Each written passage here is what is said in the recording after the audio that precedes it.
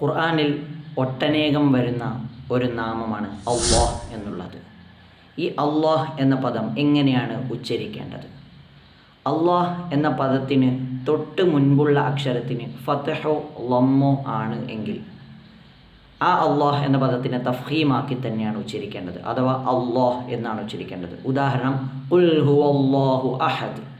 അവിടെ അല്ലാഹ് എന്ന പദത്തിന് തൊട്ട് മുമ്പുള്ള അക്ഷരം വാവാണ്, ആ വാവിന് ഫത്ഹാണ്. അപ്പോൾ അല്ലാഹ് എന്ന് തഫ്ഹീമാക്കി തന്നെ ഉച്ചരിച്ചു.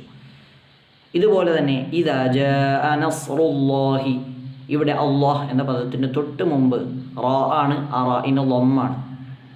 അപ്പോൾ അല്ലാഹ് എന്ന പദത്തിനെ തഫ്ഹീമാക്കി ഉച്ചരിച്ചു, അല്ലാഹ് എന്ന് തന്നെ ഉച്ചരിച്ചു. ഇനി അല്ലാഹ് എന്ന പദത്തിന് തൊട്ട് മുൻപുള്ള അക്ഷരം കെസറാണ് എങ്കിൽ അവിടെ അല്ലാഹ് എന്ന പദത്തിനെ തഫ്ഹീം ചെയ്യാതെ തർക്കീക്ക് ചെയ്തിട്ടാണ് ഓതേണ്ടത്. ഉദാഹരണം, ബിസ്മില്ലാഹി. ഇവിടെ ബിസ്മില്ലാഹി എന്നല്ല ഓതിയത്, ബിസ്മില്ലാഹി. ഇങ്ങനെയാണ് ഇവിടെ പാരായണം ചെയ്യേണ്ട രൂപം.